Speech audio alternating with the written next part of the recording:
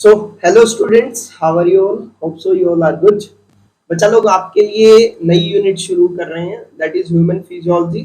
Human physiology के अंदर basically हम क्या करेंगे, ह्यूमन की एक्टिविटीज, चाहे वो केमिकल एक्टिविटीज हैं, फिजियोलॉजिकल एक्टिविटीज हैं, वो सारी हम डिस्कस करेंगे। आज का जो चैप्टर है हमारा वो बेसिकली है breathing and exchange of gases. ठीक है, फर्स्ट चैप्टर है आफ्टर नीट सिलेबस के बाद में। ये जो हमारा फर्स्ट चैप्टर जो था ना, डाइजेशन एंड अब्जॉर्प्शन, वो क्या हो गया, डिलीट हो गया। अब जो चैप्टर है फर्स्ट चैप्टर हमारा वो है breathing and exchange of gases.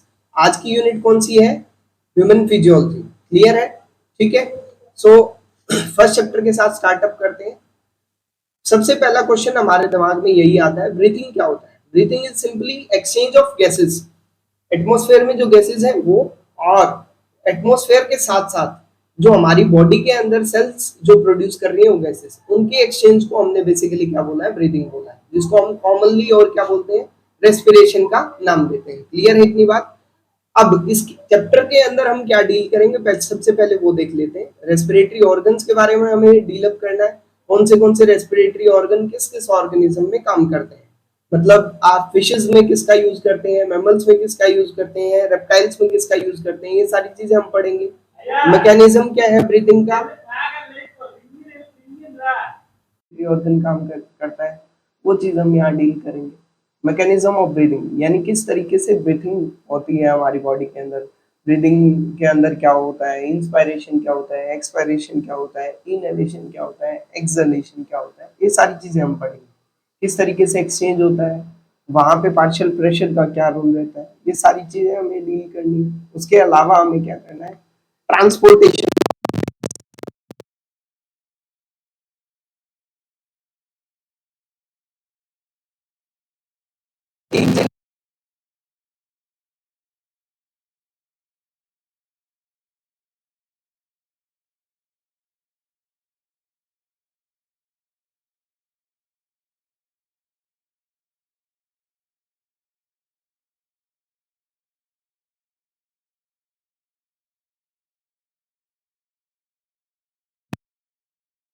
हम यहाँ okay, as you read earlier, oxygen. देखो जी, सबसे पहली चीज जो हमारे दिमाग में आती है कि जब हम छोटी क्लासेस में थे तो वहां पे हम रोल ऑफ ऑक्सीजन के बारे में पढ़ते थे। हमने ये चीज हमें पता है कि ऑक्सीजन हमारे लिए जरूरी है, लेकिन क्यों जरूरी है ये हम यहाँ जानने की कोशिश करेंगे। मतलब ऑक्सीजन का क्या यूटिलाइजेशन है हमारी बॉडी के। क्लियर है?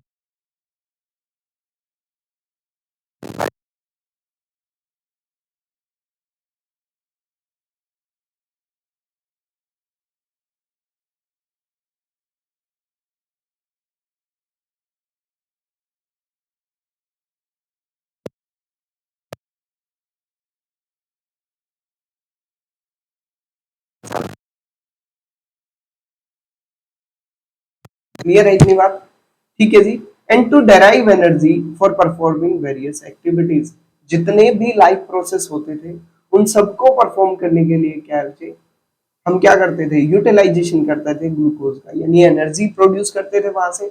और किसकी हेल्प से करते थे, ऑक्सीजन की हेल्प से। क्लियर है? आज अब देखो, carbon dioxide which is harmful is also release during the above catabolic reactions. अब क्वेश्चन हमारे दिमाग में यही आया, व्हाट आर कैटाबोलिक रिएक्शंस। देखो, अब दो टाइप से हम अगर अब बात करें, बेसिकली क्या होता है, दो टाइप से जो हमारी बॉडी है उसके अंदर रिएक्शंस चलती हैं। एक होती है हमारी कैटाबोलिक रिएक्शन और दूसरी क्या होती है, एनाबोलिक रिएक्शन। क्लियर है इतनी बात? कैटाबोलिक में हम बात करेंगे जो ब्रेक डाउन रिएक्शंस होती हैं उनकी, ठीक है। और एनाबोलिक में हम बात करेंगे जो हमारी ग्रोथ अप रिएक्शंस होती हैं उनकी। क्लियर है इतनी बात? तो कैटाबोलिक दैट मींस एक अगर हम बात करें बिगर प्रोडक्ट स्मॉलर प्रोडक्ट के अंदर क्या होता है, कन्वर्ट हो रहा है, वो हमारी। क्या है इतनी बात? अगर हम बात करें टिश्यूज के ब्रेकडाउन की, सिंपली बात कर लेते हैं। चलो, जब ग्लूकोज टूटता है किसके अंदर, जब आपने प्लांट फिजियोलॉजी पढ़ा था तो उसके अंदर पढ़ा होगा, ग्लूकोज जब पायरुवेट के अंदर टूटता है, glucose is a 6 carbon molecule, और जब वो किसके अंदर टूट रहा है, 3 कार्बन मॉलिक्यूल के अंदर, तो वो क्या है, कैटाबोलिक रिएक्शन। क्लियर इतनी बात? और जब क्या होता है, जब हमारा 3 कार्बन प्रोडक्ट मिल करके, देखो ध्यान से सुनेंगे, जब 6 कार्बन से 3 कार्बन बन रहा था वो क्या था, वो क्या था, वो कैटाबोलिक रिएक्शन थी। और जब 3 कार्बन और 3 कार्बन मिल करके क्या बना रहे हैं, 6 कार्बन मॉलिक्यूल बना रहे हैं, तो वो क्या है, हमारी एनाबॉलिक रिएक्शन है। क्लियर है इतनी बात? ओके, देखो अब नेक्स्ट हम मूव करते हैं। It is there for an evident that O2 is continuously provided to the cells. O2 क्या है, लगातार सेल्स को प्रोवाइड होती है। क्लियर इतनी बात? ठीक है जी। And CO2 is produced by cell. देखो O2 तो लगातार मिल रही है और CO2 क्या करती है, बच्चे, रिलीज आउट हो रही है। The process of exchange of O2 from atmosphere with CO2 produced by cells is called breathing. जो एटमॉस्फेयर के अंदर से O2 आ रही है और जो सेल्स से CO2 प्रोड्यूस हो रही है, उन दोनों के एक्सचेंज को हमने क्या बोला, उसको हमने बोला ब्रीथिंग। सिंपल, दोबारा सुने। देखो जब बाहर से एटमॉस्फेयर से O2 अंदर आ रही है, ठीक है, और CO2 जो प्रोड्यूस हो रही है सेल से, उन दोनों का एक्सचेंज हो रहा है। CO2 सेल से प्रोड्यूस हो रही है, एटमॉस्फेयर से।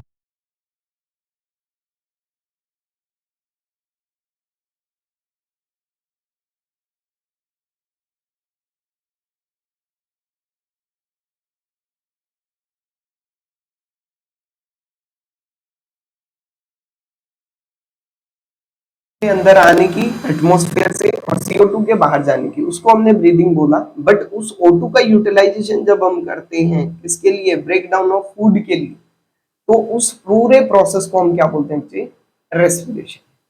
Place your hands on the chest. इस तरीके से चेस्ट के ऊपर अपने हाथ रखें।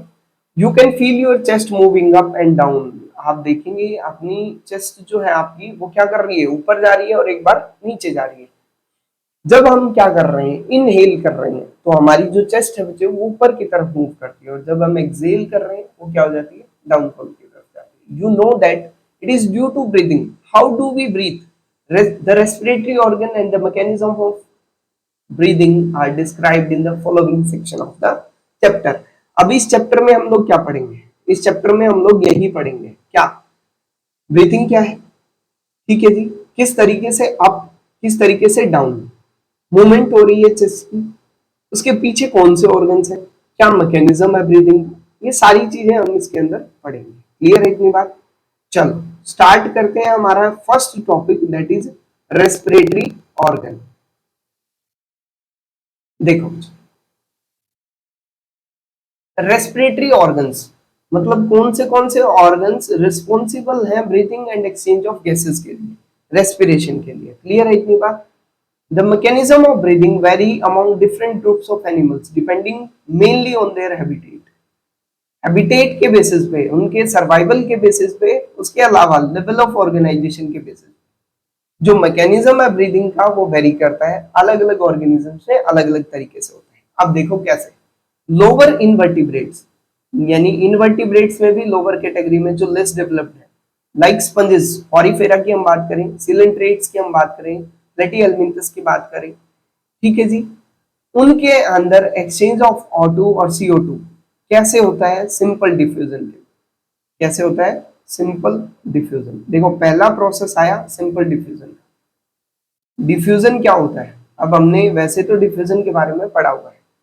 अगर हम बात करें, हम एक रूम का एग्जांपल ले लेते हैं, ठीक है, ये एक रूम है और यहाँ पर मान के चलते हैं एक स्टूडेंट है, ठीक है, और उस स्टूडेंट ने क्या किया है, यहाँ पे स्प्रे किया है, किसका स्प्रे किया है, डीओ स्प्रे किया है। कुछ टाइम बाद क्या होगा, उसकी स्मेल पूरे रूम के अंदर क्या हो जाएगी, पूरे रूम के अंदर हो जाएगी। क्लियर है? अब जब स्टार्टिंग उसने की थी तो वहां पे क्या थी, हाई कंसेंट्रेशन, और यहाँ पे क्या थी, लो कंसेंट्रेशन। तो जो मूवमेंट होती है पार्टिकल्स की from higher concentration to lower concentration, उस मूवमेंट को ही हमने क्या बोला, सिंपल डिफ्यूजन। और उसी के थ्रू क्या होता है, उसी के थ्रू एक्सचेंज ऑफ गैसेस होता है, किसके अंदर, स्पंजेस के अंदर, सिलेंट्रेट्स के अंदर एंड प्लेटफॉर्म्स के अंदर। क्लियर है इतनी बात?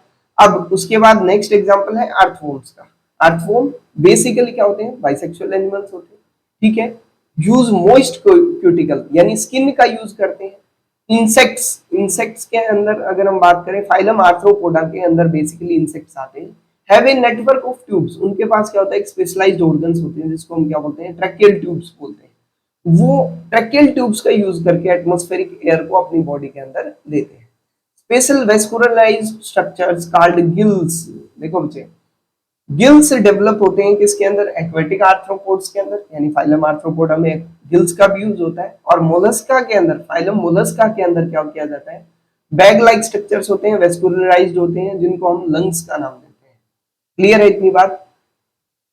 लंग्स बेसिकली टेरेस्ट्रियल सिस्टम में यूज होते हैं, एक्वेटिक सिस्टम में गिल्स का यूज किया जाता है, इंसेक्ट के अंदर ट्रैकियल सिस्टम का यूज किया जाता है।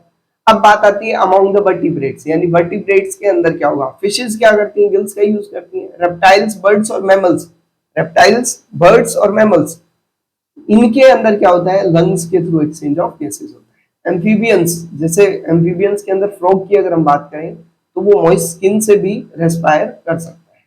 Mammals have a well developed respiratory system, mammals के अंदर क्या होता है, वेल डेवलप्ड रेस्पिरेटरी सिस्टम होता है। क्लियर है इतनी बात।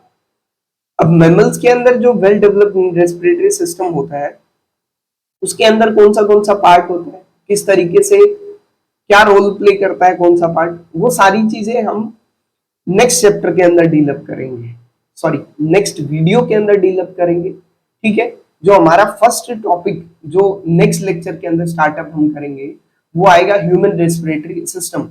बेसिकली जो ये ह्यूमन फिजियोलॉजी है, आपको नेम से ही इंडिकेशन हो रहा है, यहाँ पे हम टोटली जो हमारा main centre of the point रहेगा, स्टडी पॉइंट जो रहेगा, रिसोर्स मटेरियल जो रहेगा, वो ह्यूमन के ऊपर